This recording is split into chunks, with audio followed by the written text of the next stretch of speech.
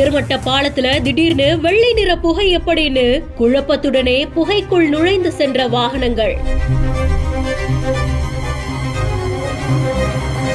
Mini பேருந்துல இருந்து குபுகுபுன்னு கிளம்புற புகையோட காட்சிகள் இணையத்துல வெளியாகி பெரும் பரபரப்பை ஏற்படுத்தியிருக்கு. தஞ்சாவூர் புதிய பேருந்து நிலையத்திலிருந்து சுமார் 30க்கும் மேற்பட்ட மாணவ மாணவிகள் பயணிகளோட தனியார் மினி பேருந்து ஒன்று தஞ்சை பழைய பேருந்து நிலையத்தை நோக்கி போயிட்டு இருந்திருக்கு. அப்பதான் மேரிஸ் கார்னர் கிட்ட வந்துகிட்டு இருக்கும் பொழுது பேருந்துல இருந்து திடீர்னு அதிக அளவிலான புகை வெளியேறி இருக்கு. இத பார்த்த உடனே பயணிகளை அவசரமா கீழே இறக்கிட்டு ஓட்டுநரும் நடத்துனரும் உயர்மட்ட பாலத்துல பேருந்தை எடுத்துட்டு போய் நிறுத்தி இருந்திருக்காங்க. பாலத்துல ஏறி போற அத்தனை வாகன ஓட்டிகளையுமே இந்த வெள்ளை புகை, இந்த மினி பேருந்தை கடந்து போன அத்தனை வாகன ஓட்டிகளுமே இந்த புகையை பார்த்து ஒரு நிமிஷம் ஒண்ணும் புரியாமலே கடந்து போயிருந்திருக்காங்க.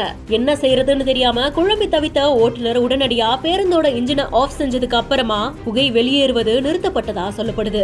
ஒருவேளை வெளியேறிய புகையையும் கண்டுக்காம அந்த பேருந்து பயணிச்சிருந்தா அது தீ பற்றி கூட எரிஞ்சிருக்கலாம்னு பல நெட்டிசன்களும் தங்களுடைய கருத்துக்களை தெரிவிக்கிறாங்க.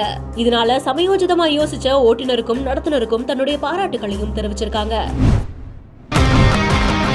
சென்னையின் அடையாளங்களில் ஒன்றாய் திகழ்ந்த பிராட்வே பேருந்து நிலையம் தரைமட்டமாக்கப்பட்டு பிரம்மாண்டமாக கட்டியமைக்கப்படும் மல்டி மாடல் பேருந்து நிலையம்.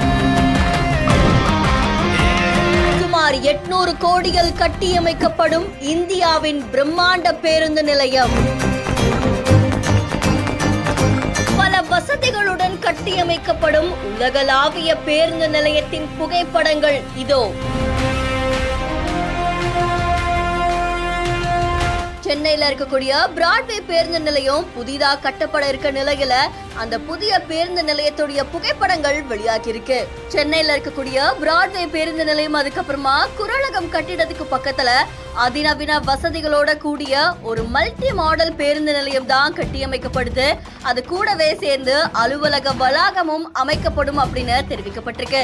இதுக்காக இப்போ பிராட்வே பேருந்து நிலையத்தை இடிக்கிற பணிகள் தொடங்கப்பட்டிருக்காமா.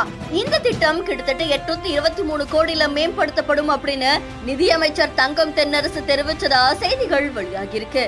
அதை தொடர்ந்து அதுக்கான பணிகள் தொடங்க உள்ள நிலையில 2024-25 ஆண்டுக்கான மாநில பட்ஜெட்டை தாக்கல் செஞ்சு அவர் பேசும்போது இந்த பேருந்து நிலையத்தை அமைக்கிறதுக்கு கிட்டத்தட்ட 200 கோடிய மாநில அரசு வழங்கும் அப்படின்னு தெரிவிச்சிருக்காங்க.